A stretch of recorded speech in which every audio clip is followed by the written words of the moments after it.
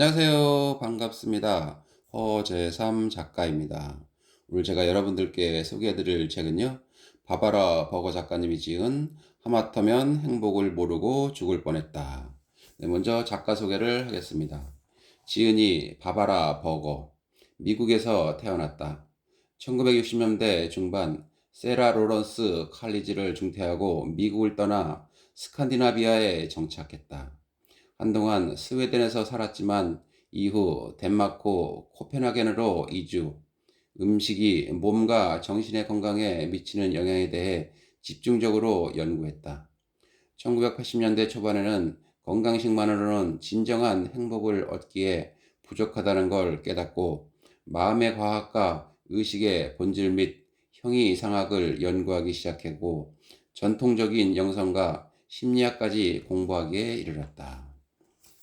네, 목차를 보겠습니다. 파트 1. 나는 내가 믿고 있는 대로 살고 있다. 파트 2. 관계에 대한 의무가 먼저일까? 내가 행복할 권리가 먼저일까? 파트 3. 마음에도 다이어트가 필요하다. 파트 4. 언제 현실 속의 사람을 만날 것인가? 파트 5. 내가 만들어낸 믿음에서 빠져나오는 법. 파트 6. 인생 최악의 문제로 삶은 완벽해진다. 그럼 서문으로 들어가 보겠습니다. 이 책은 고통에서 벗어날 방법을 찾아내려고 꾸준히 노력해온 내 삶의 경험을 바탕으로 쓰인 것이다. 고통에서 해방되는 치유의 길을 찾아내려고 나는 정신적으로나 육체적으로 또 형이상학적으로나 심리적으로 다양한 방법을 시도해 보았다. 이런 시도의 동기는 언제나 하나, 고통의 원인을 이해하는 것이었다.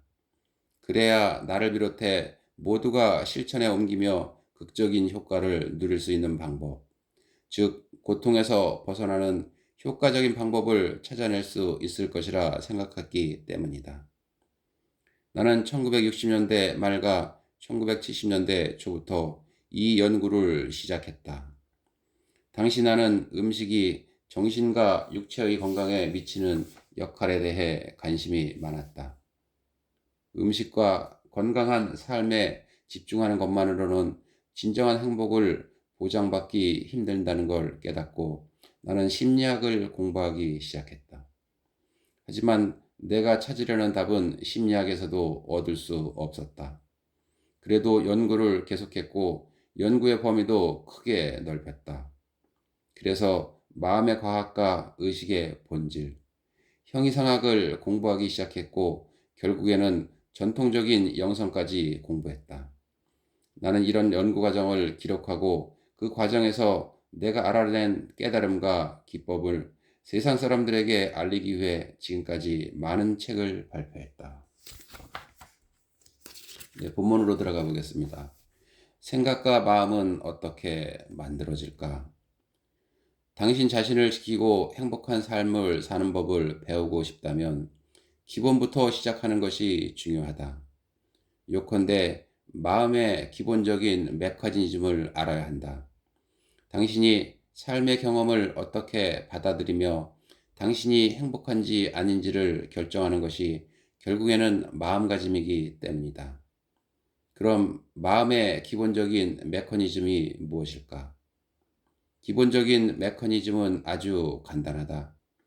생각이 의식이란 차원에서 생겨나면 당신은 자신이 무엇을 생각하는지 알게 되고 결국 그 무엇을 경험하게 된다.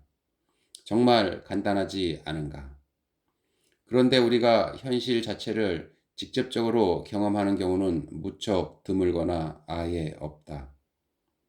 우리는 코앞에서 일어나는 현상에 대한 우리 자신의 해석을 경험하는 것일 뿐이다.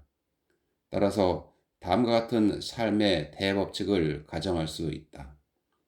생각은 원인이고 현실에 대한 우리 경험은 결과다. 우리의 사고방식, 즉 우리가 습관적으로 생각하는 태도가 삶의 경험을 받아들이는 방향을 결정한다는 뜻이다. 달리 말하면 현실을 어떻게 경험하느냐는 우리가 현실이나 삶을 어떻게 생각하느냐에 따라 달라진다. 요컨대 현실 자체를 직접적으로 경험하는 것이 아니다. 이는 누구에게나 적용되는 보편적인 법칙이다. 당신의 지위나 신분과는 아무런 관계가 없다. 연령이나 재산의 규모에 상관없이 누구에게나 똑같이 적용되는 법칙이다. 이 법칙은 모두에게 예외 없이 적용된다. 그래서 법칙인 것이다. 이 법칙에 담긴 뜻을 풀어보면 우리는 생각하는 대로 경험하게 된다. 따라서 뭔가가 대단하다고 생각하면 대단한 것을 경험하게 되고, 뭔가가 끔찍하다고 생각하면 끔찍한 것을 경험하게 된다. 다른 반응은 일어나지 않는다. 현실은 눈앞에 실제로 존재하는 것이다. 삶은 우리 눈앞에 존재하는 것이다. 그러나 정작 우리가 경험하는 것은 삶 자체가 아니라 삶에 대한 우리의 해석이다. 이 말에 당신은 설마 그럴까? 모두가 이러이러한 것은 끔찍하다고 해석할 수 있잖아. 그런 해석이 내 사고방식하고는 아무런 관계도 없어. 라고 반응할지도 모르겠다. 하지만 주변을 더 면밀하게 살펴보고 당신 해석이 정말로 맞는지 곰곰이 따져보라. 자세히 관찰하면 태양 아래의 모든 것이 많은 사람의 관점에 따라 무수히 다른 방식으로 해석된다는 것을 확인할 수 있을 것이다. 달리 말하면 하나의 사건이 사람에 따라 다른 식으로 경험된다는 뜻이다. 이런 관계는 우리 건강과 재정 상태 및 대인 관계에도 적용된다. 내 건강에는 도움이 되는 것이 다른 사람의 건강에는 해로울 수 있다. 나에게는 많은 돈이 다른 사람에게는 푼돈일 수 있다. 어떤 사람의 대인 관계에서는 중대한 문제가 다른 사람에게는 전혀 중요하지 않을 수 있다. 어떤 사람에게는 차별적으로 느껴지는 언동이 다른 사람에게는 전혀 그렇게 느껴지지 않을 수 있다. 직장에서도 마찬가지다. 어떤 직원은 마감 시간을 코앞에 둔 프로젝트를 진행하며 스트레스를 견디지 못하지만 어떤 직원은 그런 프로젝트를 흥미진진하게 받아들인다. 어떤 직원은 야간 근무를 싫어하며 빨리 퇴근해서 가족의 품에 돌아가고 싶어 하지만 어떤 직원은 집에 일찍 들어가는 걸 특별히 좋아하지 않아 밤늦게까지 일하는 걸 좋아할 수 있다. 따라서 우리 경험은 항상 전적으로 주관적이다. 항상 더 구체적으로 말하면 우리가 무엇이 좋은 것이고 무엇이 나쁜 것인지 판단하느냐에 따라 우리 경험이 달라진다. 요컨대 우리 성향에 따라 어떤 사건을 어떻게 경험하느냐가 달라진다. 모두가 동의하는 선악의 객관적이고 중립적인 기준은 없다. 모든 것이 당사자의 관점과 신념에 따라 달라진다. 그럼 우리 관점은 어떻게 형성되는 것일까?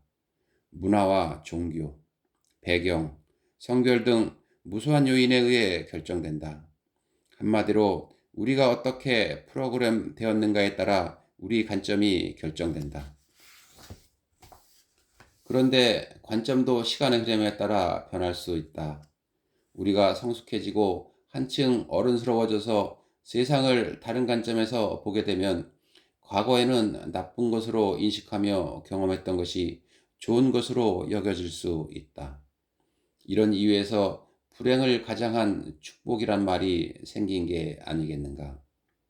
이쯤에서 신중하고 정직하게 우리 자신을 돌이켜보면 어떤 상황에서나 또 어떤 모든 상황에서 우리가 세상을 살아오면서 구축한 믿음과 생각을 기준으로 반응한다는 사실을 깨닫게 될 것이다. 이런 점에서는 당신과 나, 우리 모두가 똑같다. 따라서 어떤 생각에서나 기본적인 메커니즘은 생각이 원인이고 결과이다라는 결론이 내려진다. 이 메커니즘은 누구에게나 언제나 예외 없이 적용되는 원칙이다.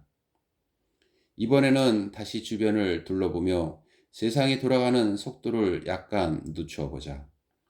그러고는 자신을 조심스레 관찰해 보자. 어떤 사건이 닥치고 그 사건을 바람직한 것이라 생각하면 우리는 그 사건에 대해 좋게 받아들이고 바람직한 사건으로 경험한다. 그러나 어떤 사건이 터지고 그 사건을 나쁘게 생각하면 우리는 그 사건을 불편하게 받아들이고 불편한 사건으로 경험한다. 이런 판단과 경험은 사건 자체와는 아무런 관계도 없다. 사건 자체는 중립적이다. 사건은 사건일 뿐이다. 거듭 말하지만 사건과 그 사건에 대한 우리의 반응 간에는 어떤 직접적 관계도 없다. 우리가 어떤 사건을 경험하는 방향은 전적으로 그 사건에 대해 우리가 갖는 생각과 믿음 및 가치 판단에 의해 결정된다. 결론적으로 말하면 우리의 모든 경험은 우리 생각의 결과물이다. 이 등식은 어디에나 적용되는 인과 법칙이다. 안타깝게도 대부분 이런 인과 법칙을 모르기 때문에 어떻게 생각하느냐에 따라 세상을 경험하는 방법도 달라진다. 세상을 생각하는 대로 경험하고 있는다는 것조차 모른다. 어떤 사건이 일어나면 우리는 곧바로 그 사건을 해석한다. 하지만 그 과정이 너무나 신속하게 진행되기 때문에 대부분이 그런 과정 자체를 눈치채지 못한다. 왜 늘 나쁜 생각만 떠오를까? 생각은 경험의 원인이기 때문에 우리 머릿속에서 어떤 일이 일어나고 있는지 살펴보는 것도 괜찮은 접근법인 듯하다.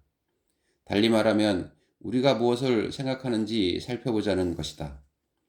이렇게 할 때 우리는 머릿속에서 내적인 대화가 진행되고 있다는 걸 깨닫게 된다.